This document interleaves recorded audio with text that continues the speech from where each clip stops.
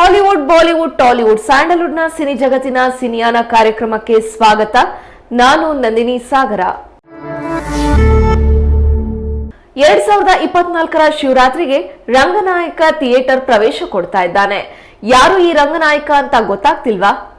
15 ವರ್ಷಗಳ ಬಳಿಕ ನಗಿಸಲು ಜಗ್ಗೇಶ್ ಹಾಗೂ ಗುರುಪ್ರಸಾದ್ ಕಾಂಬಿನೇಷನ್ ಜೋಡಿಯಾಗಿದೆ. ಹಾಸ್ಯ ಪ್ರಿಯರು ಈ ಜೋಡಿಯನ್ನ ಬಹಳನೇ ಮಿಸ್ ಮಾಡ್ಕೊಂಡಿದ್ರು.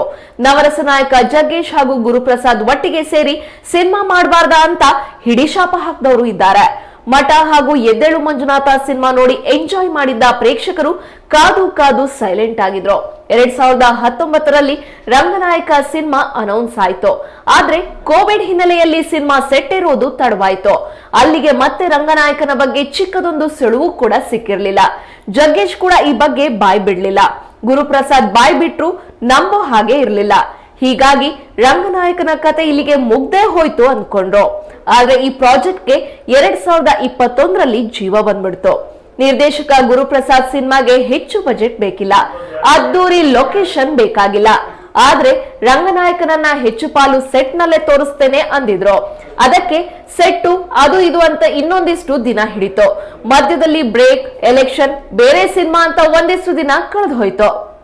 ಈ ಗ್ಯಾಪ್ ನಲ್ಲಿ ರಂಗನಾಯಕ ಸಿನಿಮಾ ಮುಗ್ದಿದೆ ಅನ್ನೋ ಖಬರ್ ಕೂಡ ಬಂದಿದೆ. ಅದರಲ್ಲಂತೂ ಖುಷಿಯ ವಿಷಯ ಏನಪ್ಪಾ ಅಂತ ಅಂದ್ರೆ ಗುರುಪ್ರಸಾದ್ ರಿಲೀಸ್ ಡೇಟ್ ಅನ್ನ ಕೂಡ ಅನೌನ್ಸ್ ಮಾಡಿದ್ದಾರೆ. ಶಿವರಾತ್ರಿ ಹಬ್ಬಕ್ಕೆ ಅಂದ್ರೆ ಮಾರ್ಚ್ 8ಕ್ಕೆ ಅದ್ದೂರಿಯಾಗಿ ರಂಗನಾಯಕನಿಗೆ ಥಿಯೇಟರ್ ಪ್ರವೇಶ ಮಾಡಿಸಬೇಕು ಅಂತ ಪಟ್ಟು ಹಿಡಿದು ಕೂತಿದ್ದಾರೆ. ಈ ಕಾರಣಕ್ಕೆ ಶಿವನ ಜಪ ಮಾಡ್ತಾಲೆ ಹೊಟ್ಟೆ ಹುಣ್ಣಾಗಿಸುವಷ್ಟು ಈ ಜೋಡಿ ನಗಿಸೋದಕ್ಕೆ ತೀರ್ಮಾನ ಮಾಡಿದೆ. ಜಗ್ಗೇಶ್ ಕಾಮಿಡಿ ಮ್ಯಾನರಿಸಂಗೆ ಗುರುಪ್ರಸಾದ್ ಆಕ್ಷನ್ ಕಟ್ ಹೇಳಿದ್ರೆ ಅನೂಪ್ ಸೀಳಿನ್ ಸಂಗೀತವಿದೆ. ಹೀಗಾಗಿ ಡಬಲ್ ಮನೋರಂಜನೆ ಅಂತೂ ಫಿಕ್ಸ್. ಎದ್ದೇಳು ಮಂಜುನಾಥ ಸಿನಿಮಾ ತೆರೆಕಂಡು 15 ವರ್ಷಗಳ ಬಳಿಕ ಈ ಜೋಡಿಯ ಸಿನಿಮಾ ರಿಲೀಸ್ ಆಗ್ತಿದೆ. ಹೀಗಾಗಿ ಸ್ವಲ್ಪ ನಿರೀಕ್ಷೆ ಹೆಚ್ಚು.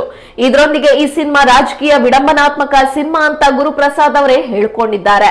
ಅಲ್ಲದೆ ಜಗ್ಗೇಶ್ ಅವರೇ ಬೇಕು ಅಂತ 10 ವರ್ಷಗಳಿಂದ ಈ ಸ್ಕ್ರಿಪ್ಟ್ ಇಟ್ಕೊಂಡು ಕಾದಿದ್ದ ನಿರ್ದೇಶಕರ ಆಸೆನೂ ಈಡೇರಿದೆ. ಹಾಗಿದ್ರೆ ಶಿವರಾತ್ರಿ ಹಬ್ಬಕ್ಕೆ ಹೊಟ್ಟೆ ಹಿಡ್ಕೊಂಡು ನಗೋಕೆ ರೆಡಿಯಾಗಿರಿ. ಅಕ್ಷಯ್ ಕುಮಾರ್ ಹಾಗೂ ಟ್ವಿಂಕಲ್ ಖನ್ನಾ ಬಾಲಿವುಡ್ ನ ಫೇಮಸ್ ಜೋಡಿ. ಈ ಜೋಡಿ ಇತ್ತೀಚೆಗೆ 23ನೇ ವರ್ಷದ ವಿವಾಹ ವಾರ್ಷಿಕೋತ್ಸವ ಆಚರಿಸಿಕೊಂಡಿದ್ದಾರೆ. ಈ ದಂಪತಿ ಹಾಯಾಗಿ ಜೀವನ ನಡೆಸುತ್ತಿದ್ದಾರೆ.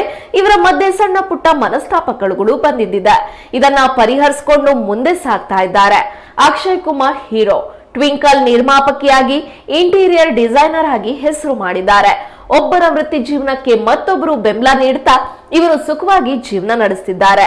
ಅಕ್ಷಯ್ ಹಾಗೂ ಟ್ವಿಂಕಲ್ ಅವರದ್ದು ಪ್ರೇಮ ವಿವಾಹ. ಇವರಿಬ್ಬರ ಮಧ್ಯೆ ಪರಿಚಯ ಬೆಳೆಯುವ ಮೊದಲೇ ಟ್ವಿಂಕಲ್ ಖನ್ನಾಗೆ ಜ್ಯೋತಿಷಿಯೊಬ್ರು ಮದುವೆ ವಿಚಾರದಲ್ಲಿ ಭವಿಷ್ಯ ನುಡಿದಿದ್ರು. ಟ್ವಿಂಕಲ್ ಖನ್ನಾ ಕೆಲ ವರ್ಷಗಳ ಹಿಂದೆ ಚಾಟ್ ಶೋ ಒಂದರಲ್ಲಿ ಭಾಗಿಯಾಗಿದ್ರು. ಈ ವೇಳೆ ಟ್ವಿಂಕಲ್ ಖನ್ನಾ ಈ ವಿಚಾರವನ್ನ ರಿವೀಲ್ ಮಾಡಿದ್ದಾರೆ. ಟ್ವಿಂಕಲ್ ತಂದೆ ರಾಜೇಶ್ ಖನ್ನಾ ಜ್ಯೋತಿಷವನ್ನ ನಂಬ್ತಿದ್ರು. ಅವರು ಭವಿಷ್ಯವನ್ನ ಕೇಳಲು ಜ್ಯೋತಿಷಿ ಬಳಿ ಹೋಗ್ತಿದ್ರು. ಟ್ವಿಂಕಲ್ ಯಾರನ್ನ ಮದ್ವೆ ಆಗ್ತಾರೆ ಎಂಬುದನ್ನ ಆ ಜ್ಯೋತಿಷಿ ಹೇಳಿದ್ರಂತೆ. ಆಗ ಜ್ಯೋತಿಷಿ ಹೇಳಿದ್ದು ಅಕ್ಷಯ್ ಕುಮಾರ್ ಹೆಸರನ್ನ.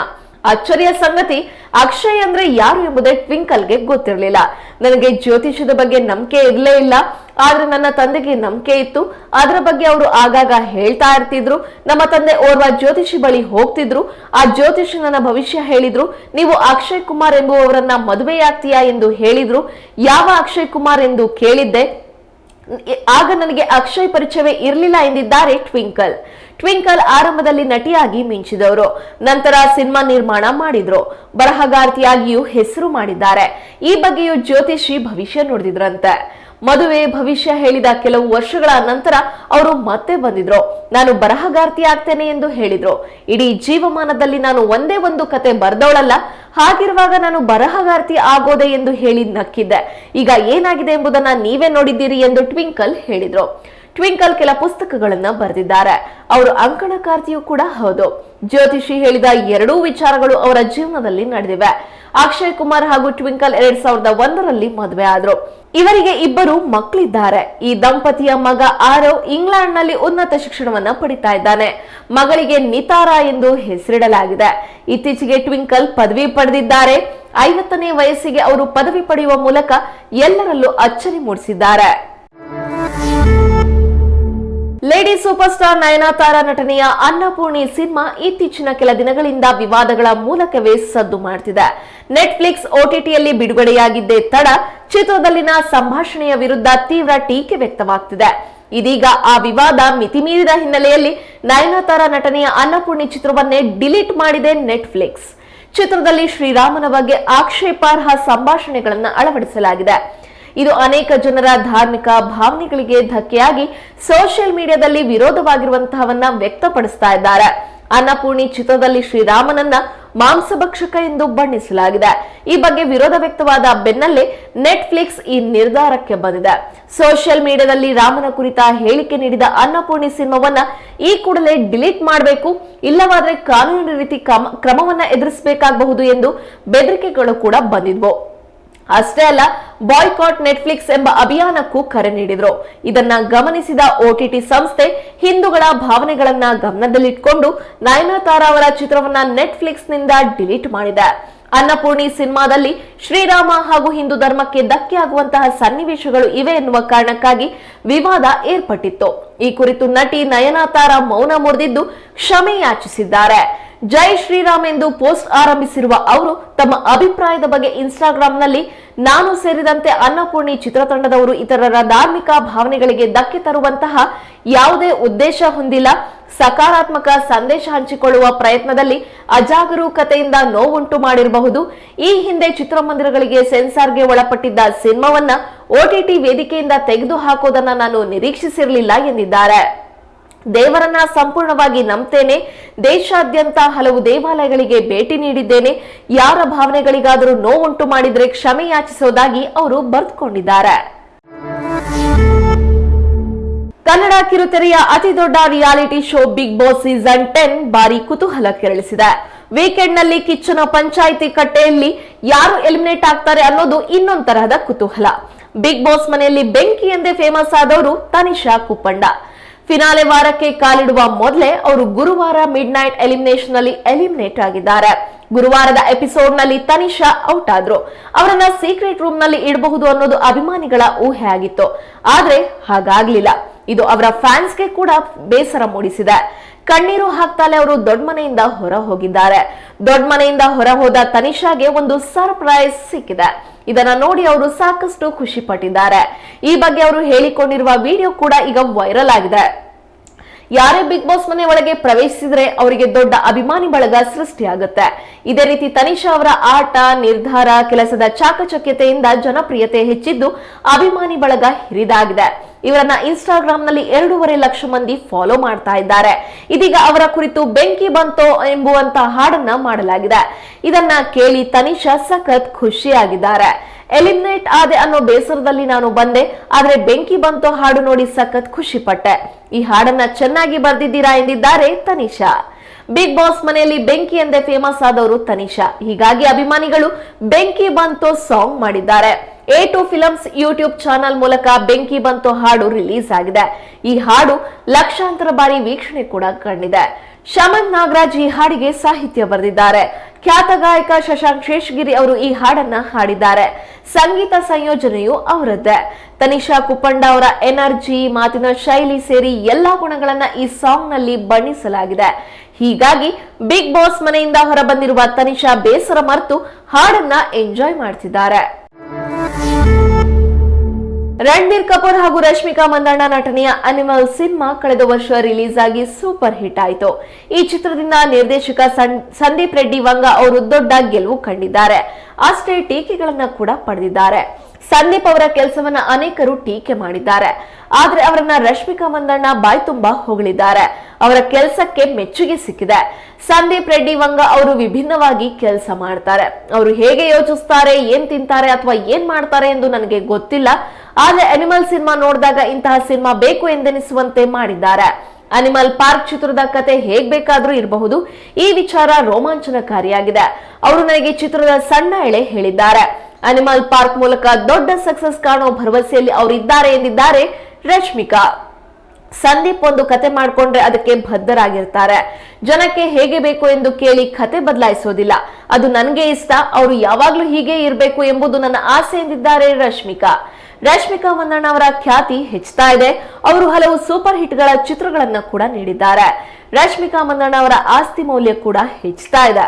ಅವರು ಸದ್ಯ ಪುಷ್ಪ 2, ರೇನ್ಬೋ ಮೊದಲಾದ ಸಿನಿಮಾಗಳಲ್ಲಿ ನಟಿಸ್ತಾ ಇದ್ದಾರೆ. ಅನಿಮಲ್ ಸಿನಿಮಾ ಗೆದ್ದ ಬಳಿಕ ಅವರಿಗೆ ಬಾಲಿವುಡ್ ನಿಂದ ಸಾಕಷ್ಟು ಆಫರ್ ಬರ್ತಾ ಇದೆ. ಬಾಲಿವುಡ್ ನಟಿ ಸೋನಂ ಕಪೂರ್ ಅಚ್ಚರಿಯ ಸಂಗತಿಯೊಂದನ್ನ ಬಹಿರಂಗಗೊಳಿಸಿದ್ದಾರೆ. ತಾಯಿಯಾದ ನಂತರ ಅವರ ತೂಕ ಹೆಚ್ಚಾಗಿತ್ತು. ಈಗ 20 ಕೆಜಿ ತೂಕವನ್ನ ಇಳಿಸಿಕೊಂಡಿರೋದಾಗಿ ಸ್ವತಃ ಸೋನಂ ಕಪೂರ್ ಹೇಳಿಕೊಂಡಿದ್ದಾರೆ. ಈ ಮೂಲಕ ಮತ್ತೆ ಸಿನಿಮಾ ರಂಗದಲ್ಲಿ ಸಕ್ರಿಯರಾಗಿರುವ ಕುರಿತು ಸುಳಿವು ನೀಡಿದ್ದಾರೆ. 2018ರಲ್ಲಿ ಉದ್ಯಮಿ ಆನಂದ್ ಅಹುಜಾ ಜೊತೆ ಮದುವೆಯಾಗಿದ್ದ ಸೋನಂ ಕಪೂರ್ಗೆ ವಾಯು ಎನ್ನುವ ಮಗನಿದ್ದಾನೆ. 2022ರಲ್ಲಿ ವಾಯು ಎಂಬ ಪುತ್ರನಿಗೆ ಜನ್ಮ ನೀಡಿದ್ದಾರೆ. ಬರೋಬ್ಬರಿ 20 ಕೆಜಿ ಇಳಿದಿದ್ದೇನೆ, ಇನ್ನು 6 ಕೆಜಿ ಇಳಿಸಬೇಕಿದೆ. ಇದಕ್ಕಾಗಿ ನಾನು ಬರೋಬ್ಬರಿ 16 ತಿಂಗಳ ಕಾಲ ತೆಗೆದುಕೊಂಡೆ. ಯಾವುದೇ ಕ್ರಾಶ್ ಡಯಟ್ ಮಾಡಲಿಲ್ಲ. ಮಗುವಿನ ಆರೈಕೆ ಕಾಳಜಿಗಾಗಿ ನಾನು ಕೂಡ ಜಾಗ್ರತೆ ವಹಿಸೋದು ಮುಖ್ಯವಾಗಿತ್ತು. ಇದೀಗ ನನ್ನ ಶ್ರಮ ಫಲಿಸಿದೆ. ನಾನು ಅಂದುಕೊಂಡಿದ್ದು ಇನ್ನೂ ಮುಗ್ದಿಲ್ಲ, ಆದರೆ ನನ್ನ ದೇಹಕ್ಕೆ ನನ್ನ ಕೃತಜ್ಞತೆ ಸಲ್ಲಿಸುತ್ತೇನೆ ಎಂದು ಸೋನಂ ಕಪೂರ್ ಸೋಷಿಯಲ್ ಮೀಡಿಯಾದಲ್ಲಿ ಹಂಚಿಕೊಂಡಿದ್ದಾರೆ. ಸ್ಯಾಂಡಲ್ವುಡ್ ನಟ ಬ್ಲಾಕ್ ಕೋಬ್ರಾ ದುನಿಯಾ ವಿಜಯ್ ಮೊನ್ನೆಯಷ್ಟೇ ಹುಟ್ಟೂರಲ್ಲಿ ಜೈಲು ಪಾಲಾಗಿರೋ ಖೈದಿಗಳ ಬಿಡುಗಡೆಗೆ ಪ್ರಯತ್ನವನ್ನ ಮಾಡ್ತಿದ್ದೀವಿ ಎಂದು ಹೇಳಿದ್ರು. ಆದ್ರೀಗ ನಟ ದುನಿಯಾ ವಿಜಯ್ ನುಡಿದಂತೆ ನಡೆದಿದ್ದಾರೆ. ಹೌದು, ದುನಿಯಾ ವಿಜಯ್ ಇಂದು ಜೈಲಿನಿಂದ ಖೈದಿಗಳ ಬಿಡುಗಡೆ ಮಾಡಿಸಿದ್ದಾರೆ. ಪರಪ್ಪನ ಅಗ್ರಹಾರದ ಕೇಂದ್ರ ಕಾರಾಗೃಹದಲ್ಲಿನ 6 ಖೈದಿಗಳನ್ನ ಬಿಡುಗಡೆ ಮಾಡಿಸಿದ್ದಾರೆ. ಬಳಿಕ ಇಂತಹ ನೋವು ಯಾರಿಗೂ ಬಾರದಿರಲಿ, ಹೆಣ್ಣು ಮನೆಯ ಕಣ್ಣು, ಆ ಕಣ್ಣುಗಳನ್ನ ಕಾಪಾಡಿಕೊಳ್ಳೋದು ಸಾಮಾಜಿಕ ಜವಾಬ್ದಾರಿ ಎಂದು ವಿಜಯ್ ಹರಿಸಿದ್ದಾರೆ. ದುನಿಯಾ ವಿಜಯ್ ಈ ನಡೆಗೆ ಅವರು ಹುಟ್ಟೂರಿನವರು ಸಂತಸರಾಗಿದ್ದಾರೆ. ನುಡಿದಂತೆ ನಡೆದ ಭೀಮನಿಗೆ ಇತ್ತ ಜೈಕಾರವೆತ್ತಿದ್ದಾರೆ. ಕಿಚ್ಚ ಸುದೀಪ್ ಸದ್ಯ ಮ್ಯಾಕ್ಸ್ ಸಿನಿಮಾದಲ್ಲಿ ಬ್ಯುಸಿಯಾಗಿದ್ದಾರೆ. ಮತ್ತೆರಡು ಸಿನಿಮಾಗಳನ್ನ ಕೂಡ ಘೋಷಣೆ ಮಾಡಿದ್ದಾರೆ. ಇದೆಲ್ಲದರ ನಡುವೆ ಬಹಳ ಹಿಂದೆ ಘೋಷಣೆ ಆಗಿದ್ದ ಬಿಲ್ಲಾರಂಗ ಭಾಷಾ ಸಿನಿಮಾ ಬಗ್ಗೆ ಕಿಚ್ಚ ಕ್ರೇಜಿ ಅಪ್ಡೇಟ್ ನೀಡಿದ್ದಾರೆ. ಇದೇ ವರ್ಷ ಸಿನಿಮಾ ಶುರುವಾಗೋದಾಗಿ ಇತ್ತೀಚೆಗೆ ಅಭಿಮಾನಿಗಳ ಜೊತೆ ನಡೆಸಿದ ಟ್ವಿಟರ್ ಸಂಭಾಷಣೆಯಲ್ಲಿ ತಿಳಿಸಿದ್ದಾರೆ. ಅನೂಪ್ ಪಾಂಡಾರೆ ಹಾಗೂ ಸುದೀಪ್ ಕಾಂಬಿನೇಷನ್ ನಲ್ಲಿ 5-6 ವರ್ಷಗಳ ಹಿಂದೆ ಬಿಲ್ಲರಂಗ ಭಾಷೆ ಸಿನಿಮಾ ಘೋಷಣೆ ಆಗಿತ್ತು. ಅಶ್ವತ್ಥಾಮ ಎನ್ನುವ ಮತ್ತೊಂದು ಚಿತ್ರವನ್ನ ಈ ಜೋಡಿ ಘೋಷಿಸಿತ್ತು. ರಂಗಿತರಂಗ ಸೂಪರ್ ಹಿಟ್ ಬೆನ್ನಲ್ಲೇ ಸುದೀಪ್ ಜೊತೆ ಅನೂಪ್ ಕೈ ಜೋಡಿಸ್ತಾರೆ ಎನ್ನುವ ಸುದ್ದಿಯೇ ಸಖತ್ ಥ್ರಿಲ್ ಕೊಟ್ಟಿತ್ತು. ಕಾರಣಾಂತರಗಳಿಂದ ಅದು ತಡವಾಗ್ತಾ ಬಂತು. ಈ ನಡುವೆ ಇವೆರಡು ಸಿನಿಮಾಗಳನ್ನ ಬಿಟ್ಟು ವಿಕ್ರಾಂತ್ ರೋಣ ಚಿತ್ರ ಮೂಡಿ ಬಂತು. ತಮಿಳು ನಿರ್ದೇಶಕ ವಿಜಯ್ ಕಾರ್ತಿಕೇಯನ್ ಮ್ಯಾಕ್ಸ್ ಚಿತ್ರಕ್ಕೆ ಆಕ್ಷನ್ ಕಟ್ ಹೇಳ್ತಿದ್ದಾರೆ. ಕಲೈಪುಲಿ ತನುಜ್ ಜೊತೆ ಸೇರಿ ಸುದೀಪ್ ಸಿನಿಮಾ ನಿರ್ಮಾಣ ಮಾಡ್ತಿದ್ದಾರೆ. ತಮಿಳಿನ ಚೇರನ್ ನಿರ್ದೇಶನದಲ್ಲಿ ಒಂದು ಸಿನಿಮಾ, ಆರ್ ಚಂದ್ರು ಕಾಂಬಿನೇಷನ್ ನಲ್ಲಿ ಮತ್ತೊಂದು ಸಿನಿಮಾ ಘೋಷಣೆಯಾಗಿದೆ. ಇದೆಲ್ಲದರ ಜೊತೆಗೆ ತಮ್ಮದೇ ನಿರ್ದೇಶನದಲ್ಲಿ ಸುದೀಪ್ ನಟಿಸೋ ಲೆಕ್ಕಾಚಾರದಲ್ಲಿದ್ದಾರೆ. ಬಹುನಿರೀಕ್ಷಿತ ಅಯೋಧ್ಯೆಯ ರಾಮ ಮಂದಿರದ ಪ್ರಾಣ ಪ್ರತಿಷ್ಠಾಪನಾ ಸಮಾರಂಭ ಇದೇ ತಿಂಗಳ 22ಕ್ಕೆ ಸಮೀಪಿಸ್ತಾ ಇದ್ದಂತೆ ಕೋಟ್ಯಾಂತರ ಭಾರತೀಯರಲ್ಲಿ ಉತ್ಸಾಹ ಮುಗಿಲು ಮುಟ್ಟಿದೆ. ದೇಶದ ಮೂಲೆ ಮೂಲೆಗಳಿಂದ ಭಕ್ತರು ಈ ಐತಿಹಾಸಿಕ ಸಮಾರಂಭದಲ್ಲಿ ಪಾಲ್ಗೊಳ್ಳಲು ಸಜ್ಜಾಗ್ತಾ ಇದ್ದಾರೆ. ರಾಮ ಮಂದಿರ ತೆರೆಯುವ ಸಂದರ್ಭದಲ್ಲಿ ಅಯೋಧ್ಯೆಯಲ್ಲಿ ಸುಮಾರು 300 ಸ್ಥಳಗಳಿಗೆ ಅನ್ನದಾನ ವ್ಯವಸ್ಥೆ ಮಾಡಲಾಗ್ತಾ ಇದೆ. ಅಯೋಧ್ಯೆ ತೆರೆಯುವ ದಿನದಂದು ಪ್ರಭಾಸ್ ದೇಣಿಗೆ ನೀಡಲಿದ್ದಾರೆ ಎಂದು ವರದಿಯಾಗಿದೆ. ವರದಿಯ ಪ್ರಕಾರ ಅಯೋಧ್ಯೆ ಪ್ರತಿಷ್ಠಾಪನಾ ದಿನದಂದು ಆಹಾರದ ವೆಚ್ಚ ಬರೋಬ್ಬರಿ 50 ಕೋಟಿಗೂ ಹೆಚ್ಚು ಎಂದು ಅಂದಾಜಿಸಲಾಗಿದೆ. ಪ್ರಭಾಸ್ ಸಂಪೂರ್ಣ ವೆಚ್ಚವನ್ನ ಭರಿಸಲು ನಿರ್ಧರಿಸುವ ಮೂಲಕ ರಾಮ ಮಂದಿರದ ಉದ್ಘಾಟನಾ ಸಮಾರಂಭದಲ್ಲಿ ಭಾಗವಹಿಸುವ ಎಲ್ಲಾ ಭಕ್ತರಿಗೆ ಔತಣವನ್ನ ಏರ್ಪಡಿಸುವ ವ್ಯವಸ್ಥೆಯನ್ನ ವಹಿಸಿಕೊಂಡಿದ್ದಾರೆ. ಪ್ರಭಾಸ್ ಅತ್ಯಂತ ಜನಪ್ರಿಯ ನಟ ಎಂಬುದು ನಮ್ಮೆಲ್ಲರಿಗೂ ಕೂಡ ತಿಳಿದಿದೆ. ಆದ್ರೆ ಅದಕ್ಕೂ ಮಿಗಿಲಾಗಿ ಅನೇಕ ಒಳ್ಳೆಯ ಗುಣಗಳನ್ನ ಹೊಂದಿರುವ ವ್ಯಕ್ತಿ. ರೆಬಲ್ ಸ್ಟಾರ್ ಕೃಷ್ಣಂ ರಾಜು ಮತ್ತು ಅವರ ಉತ್ತರಾಧಿಕಾರಿ ಯಂಗ್ ರೆಬಲ್ ಸ್ಟಾರ್ ಪ್ರಭಾಸ್, ಸಹನಟರಿಂದ ಹಿಡಿದು ಸೆಟ್ ಬಾಯ್ ವರೆಗೆ ಹಲವರು ಪ್ರಭಾಸ್ ಮನೆಯಲ್ಲಿ ಊಟ ಮಾಡಿದ್ದಾರೆ. ಪ್ರಭಾಸ್ ಚಿತ್ರೀಕರಣದಲ್ಲಿ ಭಾಗವಹಿಸಿದಾಗ ಅವರು ಸೆಟ್ ನಲ್ಲಿ ಏನ್ ತಿಂತಾರೆಯೋ ಅದೇ ಆಹಾರವನ್ನ ತಮ್ಮ ಸೆಟ್ ನಲ್ಲಿರುವ ಎಲ್ಲರಿಗೂ ತಯಾರಿಸಲಾಗ್ತಿತ್ತಂತೆ. ಕೃಷ್ಣಂ ರಾಜು ಅವರ ನಿಧನದ ನಂತರ ಪ್ರಭಾಸ್ ಕೂಡ ಲಕ್ಷಾಂತರ ಜನರಿಗೆ ಊಟ ಹಾಕಿದ್ದಾರೆ. ಅವರು ಸುಮಾರು ಹಲವು ಕೋಟಿ ರೂಪಾಯಿ ಅಯೋಧ್ಯೆಯಲ್ಲಿ 50 ಕೋಟಿ ಖರ್ಚು ಮಾಡಿ ಅನ್ನದಾನ ಮಾಡಿದ ಪ್ರಭಾಸ್ ಈಗ ಮತ್ತೆ ಸುದ್ದಿಯಲ್ಲಿದ್ದಾರೆ. ಇದಿಷ್ಟು ಇಂದಿನ ಸಿನಿ ಜಗತ್ತಿನ ಸಿನಿಯಾನ. ನಾಳೆ ಮತ್ತಷ್ಟು ಸಿನಿ ಅಪ್ಡೇಟ್ಸ್ ನೊಂದಿಗೆ ನಿಮ್ಮ ಮುಂದೆ ಬರ್ತೀವಿ. ಅಲ್ಲಿವರೆಗೂ ನೋಡ್ತಾ ಇರಿ ಕನ್ನಡ ಮೀಡಿಯಂ 24x7.